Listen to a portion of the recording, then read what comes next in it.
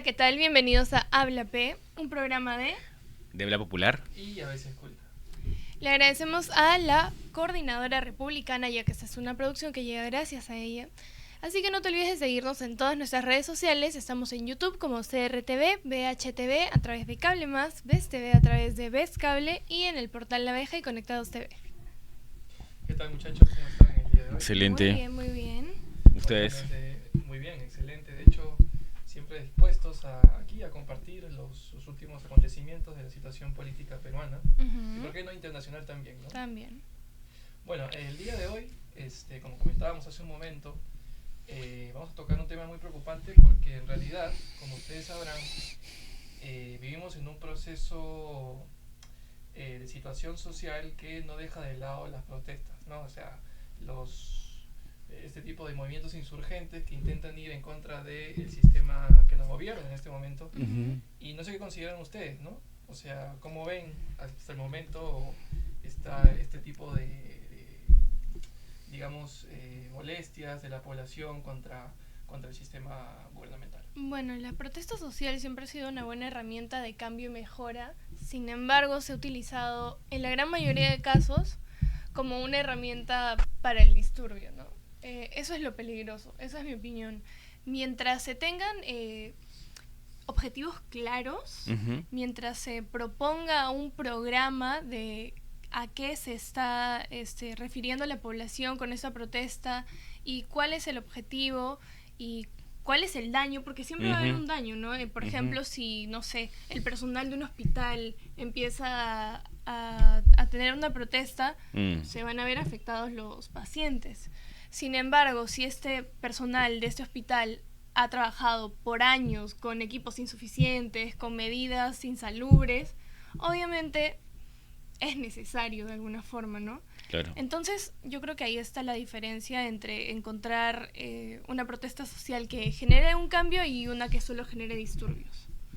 Sí, y pongo por supuesto paréntesis en lo que dices, porque en realidad recuerdo que muchos abogados constitucionalistas dicen que efectivamente el derecho a la protesta no existe como tal. Existe el derecho a la reunión pacífica, ¿ok? Y a, de alguna forma, encaminar tus deseos o tus peticiones hacia el gobierno de forma ordenada, ¿no? Pero de ahí a que existe el derecho a reclamar violentamente o utilizar, no sé, abastecerte de recursos insanos como tú mencionas, utilizar piedras, utilizar otro tipo de armamento violento, eso no es un derecho. Y normalmente las protestas sociales desembocan en eso.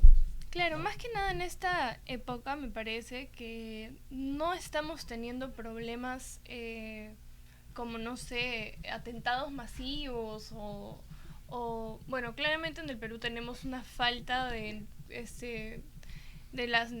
un muy bajo cuidado de las necesidades básicas de muchas personas, claramente.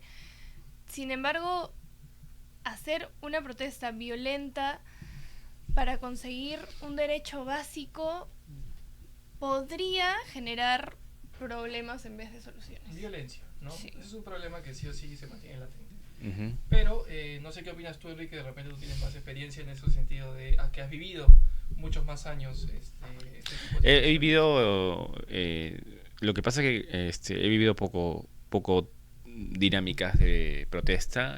Te soy sincero, porque yo justo cuando tenía conciencia, digamos, de eso, estaba el terrorismo en el Perú, entonces había muchos toques de quedas y nadie se podía arriesgar a hacer eso, ¿no? O sea, porque si ibas a hacer revuelo, tirar piedras, ya, entonces a la cana, ¿no?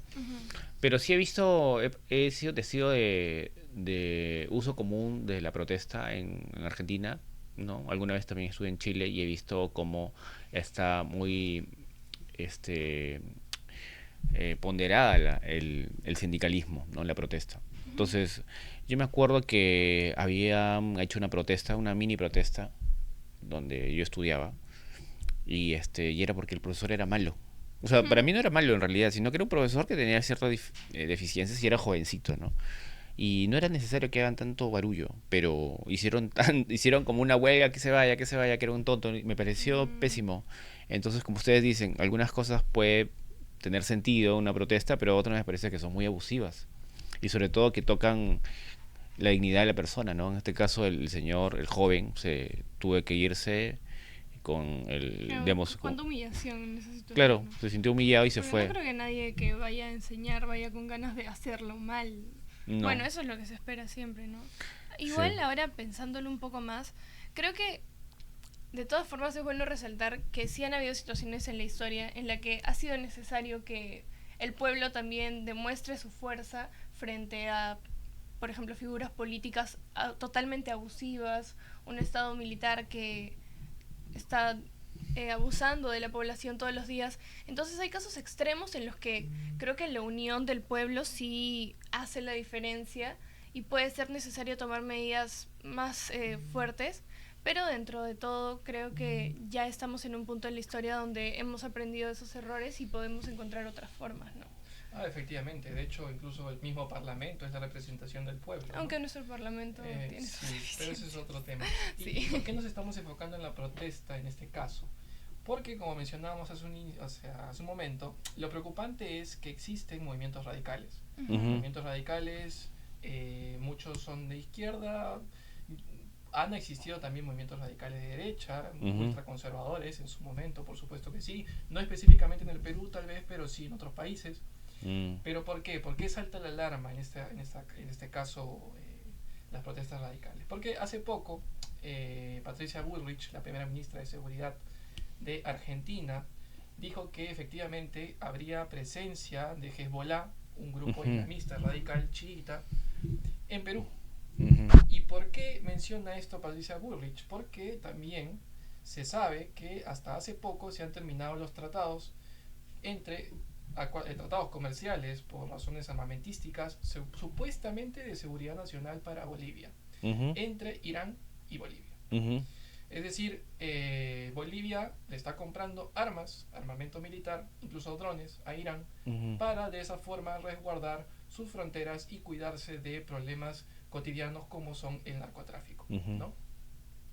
El problema es que no se sabe cuáles serían precisamente, y por lo que han saltado muchos ministros de defensa en otros países, los tratados específicos o los acuerdos específicos que estarían siendo involucrados en este tipo de convenios entre ambos países. ujú, ¿Qué sucede? Que también se sabe por rumores y también comprobado de alguna forma por los mismos funcionarios que en Bolivia están, que hasta el momento, en un periodo de 2 meses, han habido como que 700 iraníes de mm, la facción radical que está yendo prácticamente a vivir, ujú, a acentuarse en Bolivia. Y son, mm, digamos, que representan a un grupo llamado la CURS, que no es otra forma que una facción política que también estaría adherida en ciertos pensamientos ideológicos a la facción radical de Hezbollah, Ujú. ¿no? Entonces, ¿cuál es el problema en este caso? Que estos grupos del Islam, recordemos que no necesariamente quiere decir que vengan acá a Sudamérica a implantar un califato, porque para Claro, empezar no. todas las personas adherimos a un pensamiento más occidental, de una religión cristiana, católica, etcétera. Claro, no era forma, ellos se sentirían más bien excluidos, pero podrían encontrar grupos de... Radicales violentistas que estén a podrían- favor de protestas contra el gobierno, y estos grupos de Hezbollah actúan como facciones separatistas. Entonces lo que hacen es, ante cualquier discrepancia que pueda tener la población, ante el Parlamento, ante el sistema de justicia, el Ministerio Público, ellos van a salir a reclamar a las calles apoyando a los movimientos insurgentes que, sabe Dios, si serán o no violentos, ¿no? ujú.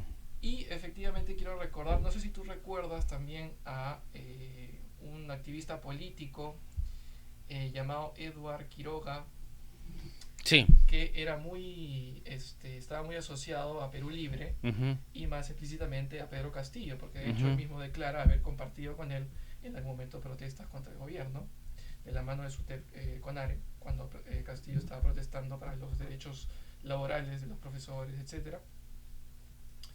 Bueno, este personaje hasta hace poco incluso ha sido capturado ujú. por tener en su posesión, en su casa, si no me equivoco, como 12 cargas de dinamita. Sí, es un terrorista, Es un terrorista, para mí. claro, sí lo es. Ahora, El problema, como lo menciono hace poco, es que efectivamente estos grupos estarían incluso a formarse en Apurímac, se estarían empezando a formar y estarían empezando a generar una red de armamento militar. Claro, el problema es cuando se empiezan a aliar con grupos que ya tienen presencia aquí o mínima credibilidad para formar y bueno, cambiar la mentalidad de personas normales y comunes que simplemente están tratando de vivir su vida a una mentalidad insurgente pero violentista, ¿no? Ese es el problema. Sí. Ese señor Quiroga yo lo conocí en un texto de Aldo Mariatti hace unos 4 años. Alucinen. Le había escrito, o descrito, mejor dicho, que había estado en Apurímac de casualidad y que había unos loquitos que estaban alabando estaban con su alfombra, habían tirado su alfombra, pero eran peruanos, ¿no? Entonces se dio cuenta, ¿y quiénes son ellos? No, es que son peruanos, que han adoptado usos y costumbres de Medio Oriente, de musulmanes, ¿no? ¿Y por qué? Qué raro. A la Meca. Podría ser. Esos detalles no los dio, pero comunicó como que, oye, por si acaso hay un par de loquitos, tengan cuidado. Me acuerdo que había hecho una advertencia a la Policía Nacional Perú, ¿no? Por si acaso. No discrimino para nada la religión, sino que obviamente es raro encontrar personas que tengan esa religión. Claro, y vio como a un gurú que dirigía a varias personas. Y mira, pasaron varios años, habrá pasado 3 años, no, ¿cuánto es lo de Castillo? 2 años, ¿no? 2 años más o menos. Ya, o sea, pasó 2 años y aparece este pata junto con Castillo, mira, movilizándose. Oye, yo quería decir una cosa interesante. Irán, ahora que tú mencionas que están en Bolivia, ¿saben que ustedes, Irán tiene un sistema montañoso? O sea, si tú ves Irán, se parece a Bolivia. O sea, es altura, hace mucho frío, hay zonas agrestes, hay tipos gélidos, estos lugares gélidos, y muy poco es el llano. Entonces mira cómo han podido... Claro, o sea, si están ahí, están como en su casa. Claro, porque sabemos que manejarlo, claro, estamos hablando de la parte altoandina de Bolivia, porque ellos tienen 2 zonas radicales, la ceja de selva y selva, y después la zona altoandina. Eso está muy interesante, pero lo hablamos en el siguiente bloque porque se nos está acabando la primera parte. Así que desarrollamos esa idea y ya regresamos en Habla P.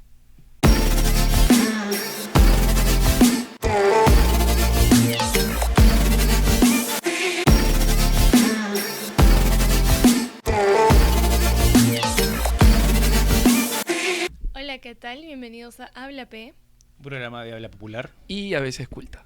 Le agradecemos a la Coordinadora Republicana por la producción de estos episodios, así que no te olvides de seguirnos en todas nuestras redes sociales. También nos puedes seguir a través de YouTube por CRTV, nos puedes ver a través de Best TV en Cable Más, VHTV en Best Cable y en el portal La Abeja y Conectados TV.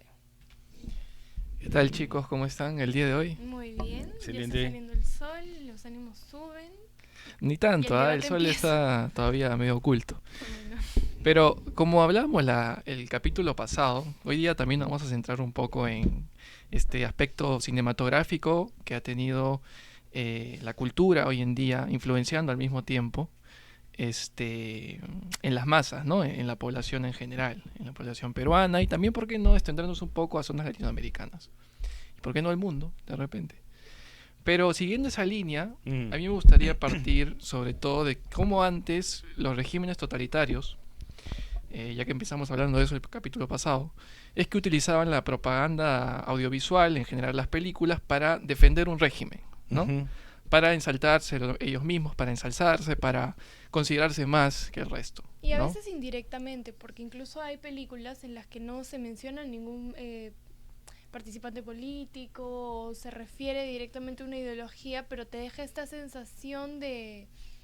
incita a la revolución, por ejemplo, incita a cambios en la actitud, en ver a los personajes de una forma distinta, a las interacciones, ¿no? Y justo a eso me quiero referir, porque una vez que se eliminan los antagonismos, cuando cae la Unión Soviética, y ya todo empieza a formarse como que un espacio de confort subjetivo, en el cual las clases incluso iban a estar, digamos que, cómodas, en torno al sistema capitalista que estaba empezando a tomar forma,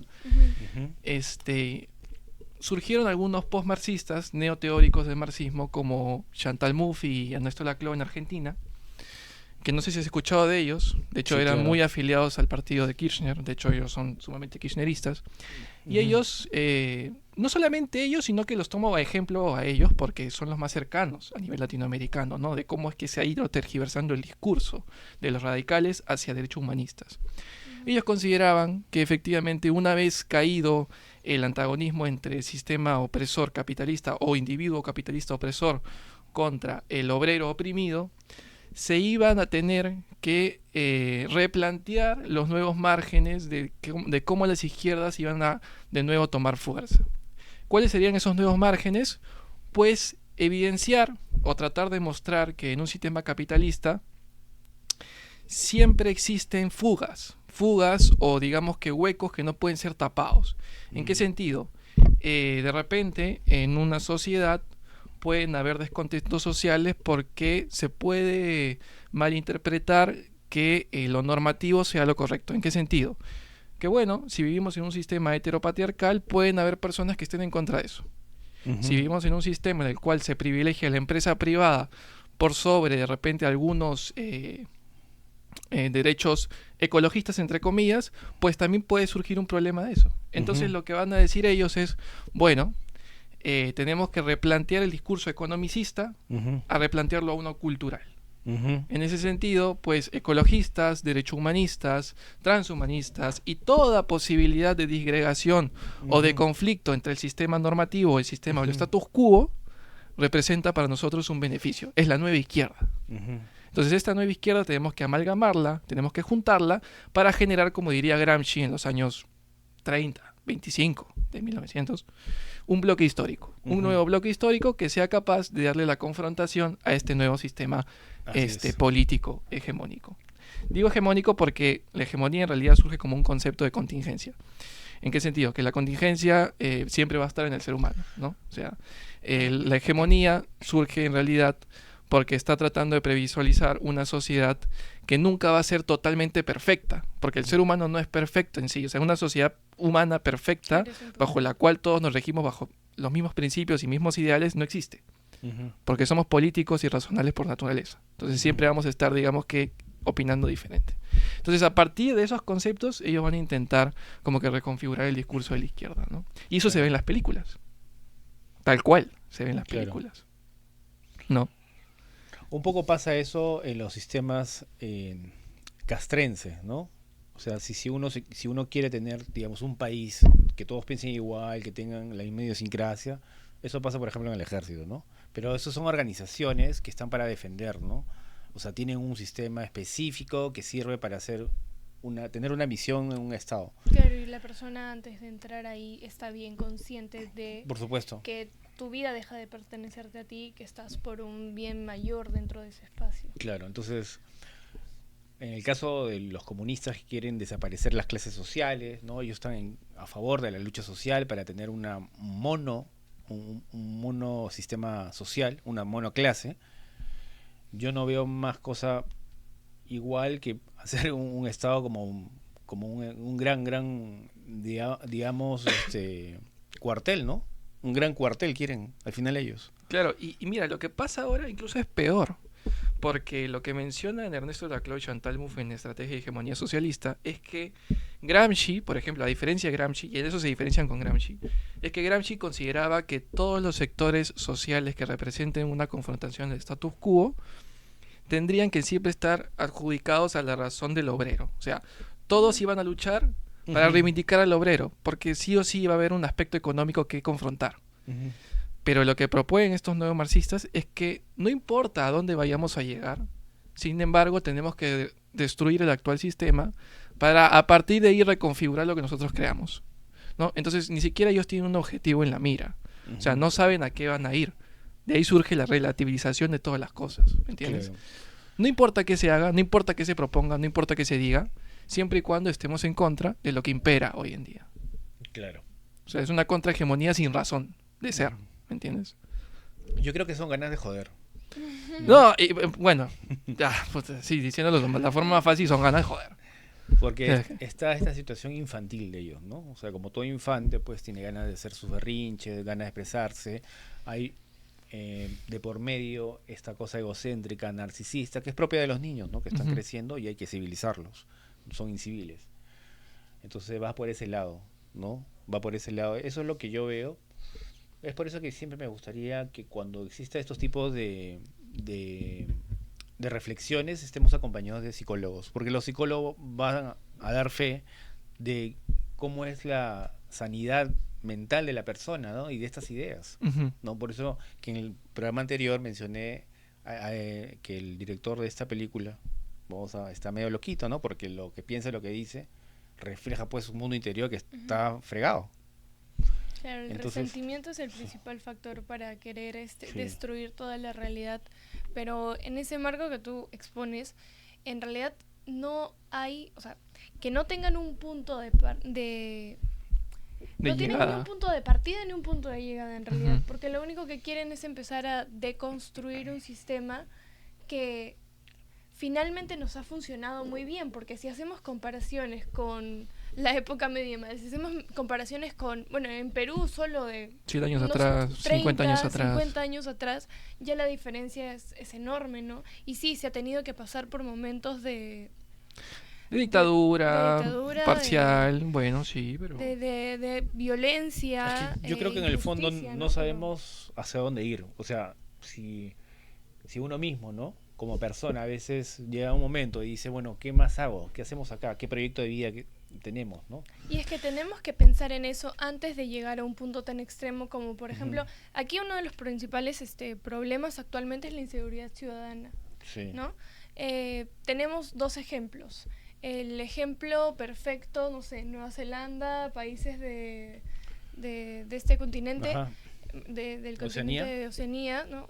Australia, todos estos países, que tienen una sociedad que parece casi utópica, y luego tenemos casos como El Salvador, que llegaron a puntos extremos, ¿no? Nosotros estamos todavía eligiendo hacia dónde nos podemos ir.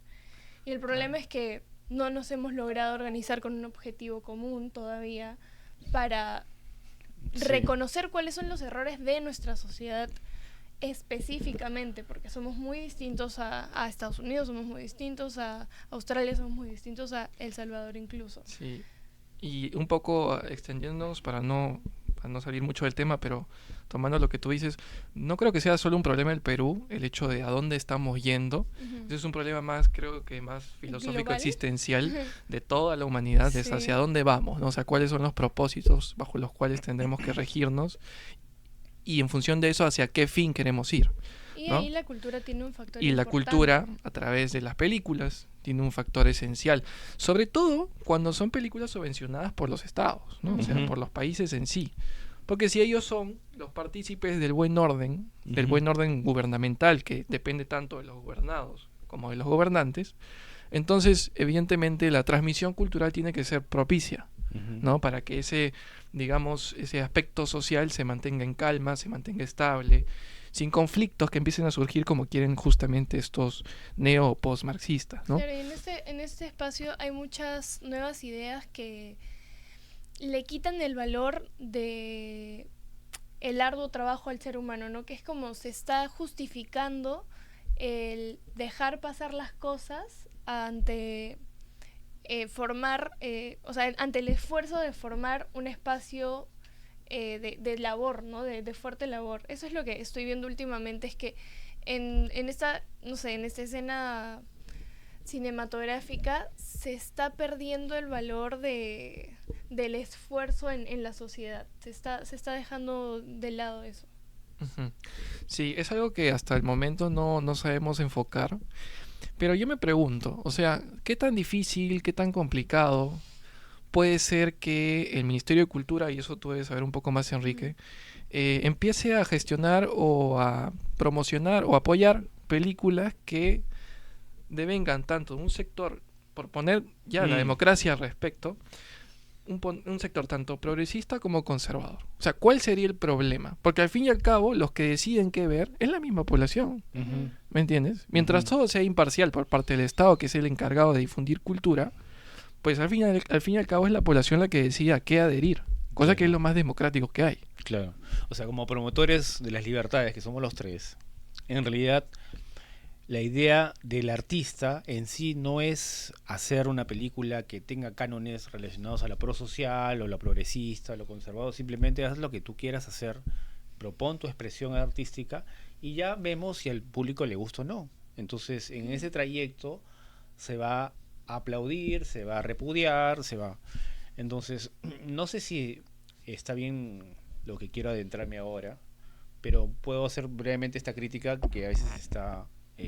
que viene del Ministerio de Cultura. No, eso es lo que quería llegar. O sea, ¿cuáles son los pasos técnicos explícitos que impiden justamente que todas las películas o todo tipo de películas lleguen a la pantalla grande, ¿no? No tener requisitos. O sea, si tú condicionas a una película, a un premio, mejor dicho, ¿no? El premio tiene que tener esta cuadratura. Tiene que promover una lengua de señas, tiene que promover, digamos, el empoderamiento de la mujer, tiene que promover algún tipo de comunidad olvidada altoandina o de ceja de selva. Me parece que ya estás condicionando porque hasta que aparezca un pata que tenga esa idea, digamos, vas a esperar, o de repente el mismo artista va a tener que adecuarse a hacer un guión de Sí. según eso. Y me parece que ya está tergiversando su idea principal, ¿no? Entonces, si tú comparas, por ejemplo, las inventivas artísticas de países desarrollados, en su mayoría hay diferentes tipos de vanguardias, digamos, ¿no? Actualmente, así a simple vista, las temáticas más reconocidas están relacionadas al futuro, a lo que acontece en el futuro, ¿no? O si no, a la vida diaria, ¿no? Tecnológica, a temas sedentarios, a temas también del individualismo, sobre todo las películas asiáticas, ven mucho ese tema, también el tema del suicidio. Entonces, por épocas hay, digamos, diferentes vanguardias, ¿no? Ujú. Que van a aplaudir. Pero si nosotros nos vamos a poner en esas condiciones, yo no creo que se lleva un producto artístico importante, ¿no? Simplemente va a ser, como yo siempre menciono, una película de izquierdas, o un documental de izquierdas, o un documental político, politizado, ¿no? Que al final va a llevar a una reflexión, y si es un niño que no tiene un contexto bien sobre la historia, va a pensar, por ejemplo, en la película, a ver qué película podemos poner de ejemplo, ¿no? La película El Che Guevara, ¿no? De este actor mexicano, del director brasileño, que lo retrata al Che Guevara como si fuese un héroe, un hippie héroe. Me parece cuántos jovencitos se habrá ido, ¿no? Tras finalizar la película y dicen, "Ay, el Che Guevara era chévere". ¿De qué año es esa película? Entre 2001 y quizás 2004. Vamos a empezar a hablar de eso porque eso es un dato curioso. En la segunda parte, porque ya no hay mucho tiempo, así que nos vemos en la segunda parte.